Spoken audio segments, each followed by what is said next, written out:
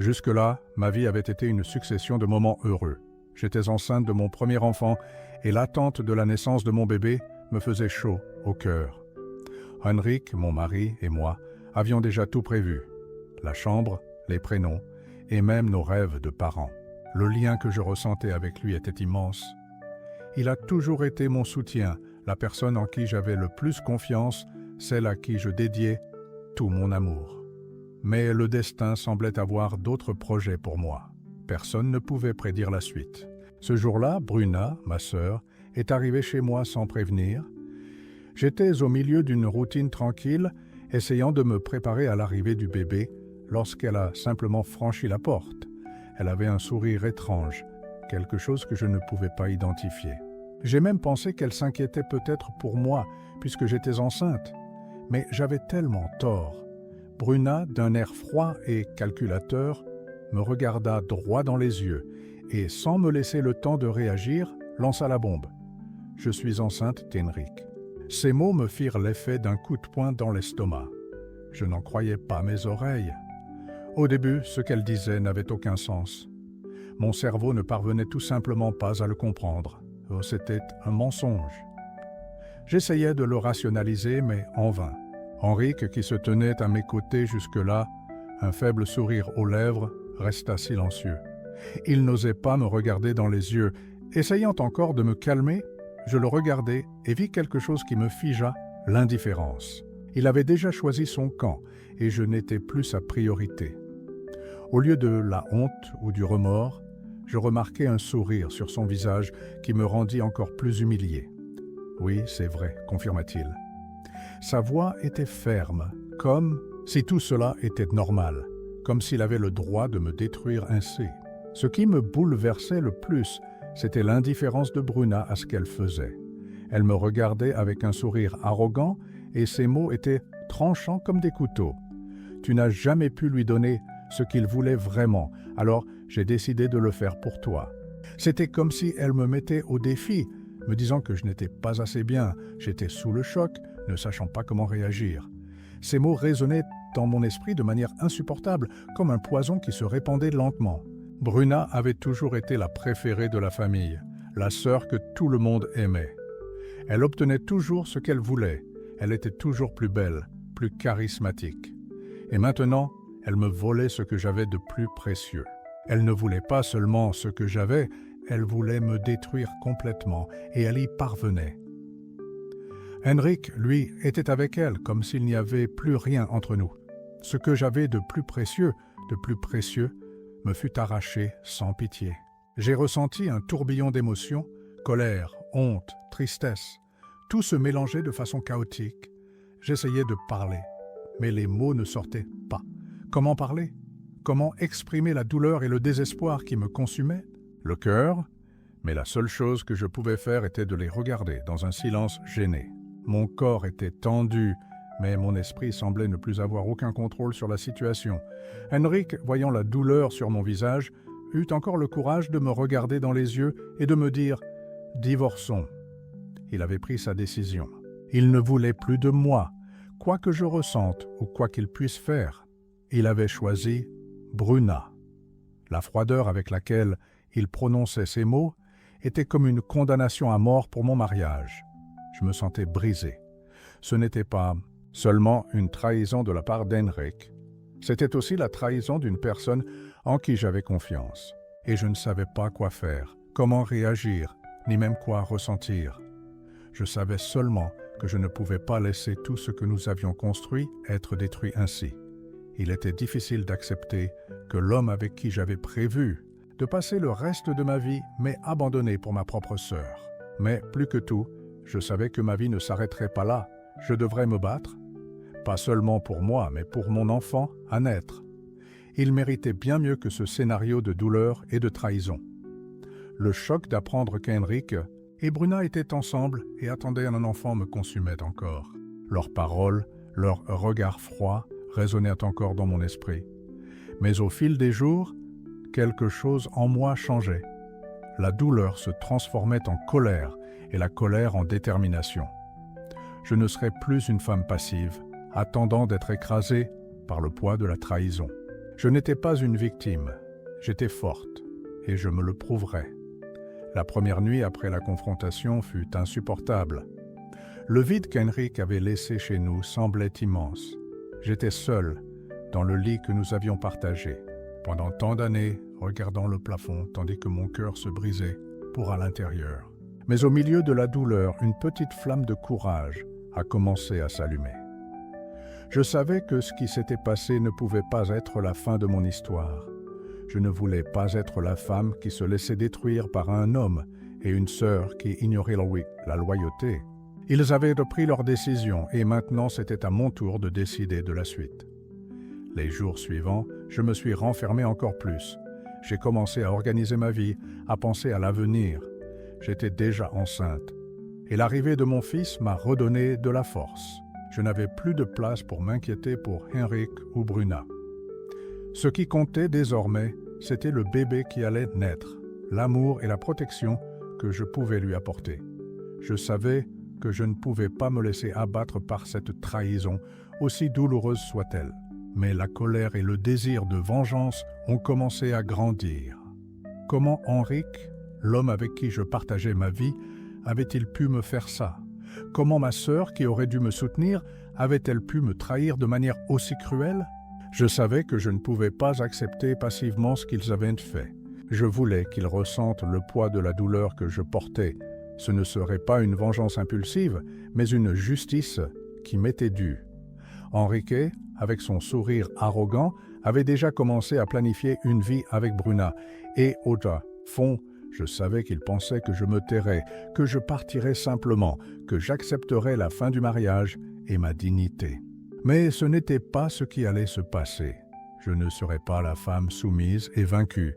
Chaque jour qui passait grandissait mon désir de leur faire payer pour tout ce qu'ils avaient eu fait. La décision d'entamer la procédure de divorce fut prise rapidement. Il n'y avait plus rien à faire entre nous. Henrik avait déjà décidé de passer à autre chose avec Bruna et je ne voulais plus rien avoir à faire avec lui. Mais même si le divorce était une formalité, il y avait autre chose que je voulais garantir. Je voulais retrouver ma dignité. Je voulais qu'il sache que je n'avais pas été vaincu. Je voulais que tout le monde sache que je n'acceptais pas simplement le rôle de victime. Il était temps de riposter. J'ai commencé à me préparer à ce qui allait être un processus long et difficile. Ce ne serait pas seulement la fin d'un mariage, mais aussi la fin d'une ère de mensonges, de trahison et de manipulation. Je savais que ce qui allait suivre serait douloureux, mais j'étais déterminé à aller de l'avant, avec ou sans l'aide d'Henrik. Il n'était plus ma priorité. Désormais, le plus important était d'assurer un avenir digne à mon fils et à moi-même. Les jours qui ont suivi ma décision de divorcer d'Henrik ont été un tourbillon, non seulement à cause de la douleur, mais aussi parce que je devais organiser toute ma vie tout en gérant la grossesse. J'étais loin d'être prête à affronter l'impact émotionnel de cette trahison, mais la vie a continué. Le bébé, qui aurait dû être une source de joie, est devenu pour moi un symbole de force et de renouveau. Bruna, quant à elle, semblait être devenue la femme de ma vie de manière irréversible. Elle semblait totalement inconsciente du mal qu'elle avait causé. Elle était toujours la chouchoute de la famille, la chérie, et elle agissait comme si la situation lui appartenait. Cette relation toxique entre elle et Henrik était déjà en train de mûrir et je savais que ce n'était qu'une question de temps avant que mon monde ne bascule à nouveau. J'ai décidé qu'il était nécessaire de les affronter. Je ne voulais plus rester silencieuse, attendant qu'il se moque de moi. Je voulais qu'Henrik comprenne l'impact de sa trahison, à quel point il détruisait notre famille. Et je voulais aussi que Bruna sache la profonde douleur qu'elle m'avait causée. Je ne savais pas ce qui serait le plus difficile, affronter Henrik ou ma sœur, qui me semblait désormais une étrangère. La rencontre a eu lieu par une froide matinée. J'étais seul, mais déterminé. Henrik et Bruna étaient dans la maison, comme si rien n'avait changé. Ils se tenaient la main, comme un couple, avec ce sourire niais sur leur visage que j'avais déjà vu avec tant d'affection. La scène était insupportable. Mais en même temps, je savais que je devais affronter cette réalité. Il ne s'agissait plus d'être la femme trahie. Il s'agissait de retrouver ce que j'avais perdu, ma paix, mon honneur, ma vie. Bruna, en me voyant, ne fut pas intimidée. Au contraire, elle s'approcha de moi avec ce sourire de celle qui sait déjà qu'elle a le contrôle. « Alors, tu as finalement décidé de venir, hein ?» dit-elle d'un ton moqueur.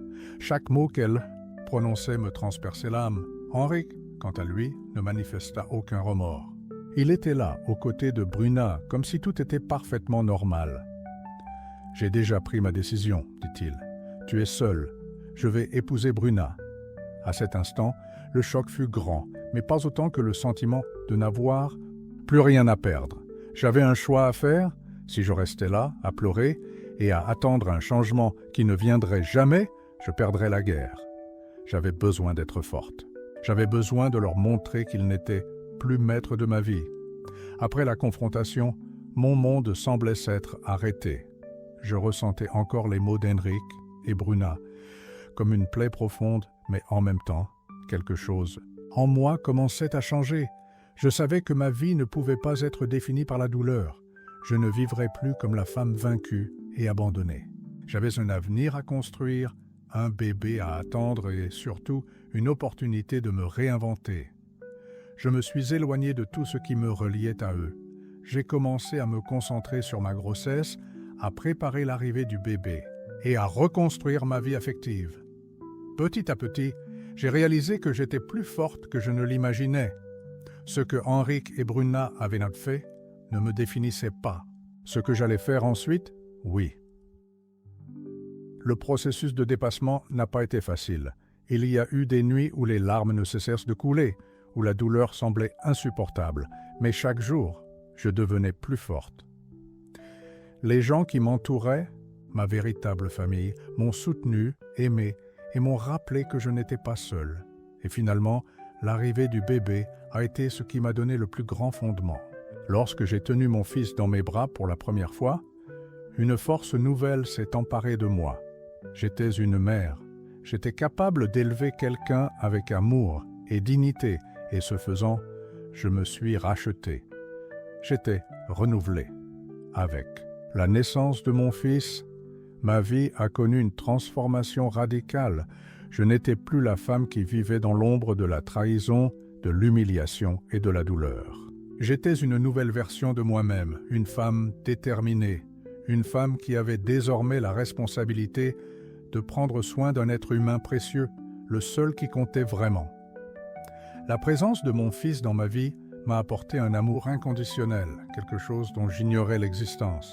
Chaque sourire, chaque geste de sa part me donnait la force de continuer, et je réalisais enfin que, même si le monde autour de moi était en ruine, quelque chose de bien plus puissant m'animait. L'amour maternel, la douleur de la trahison, qui m'avait auparavant semblé insupportable, était remplacée par quelque chose de plus fort et de plus noble. Le poids du rejet d'Henrik et de la trahison de Bruna ne m'affectait plus autant. La vie m'avait montré que je n'avais pas besoin d'eux pour être heureuse. J'élevais mon fils seul, mais avec la certitude qu'il serait le plus beau cadeau que je puisse m'offrir.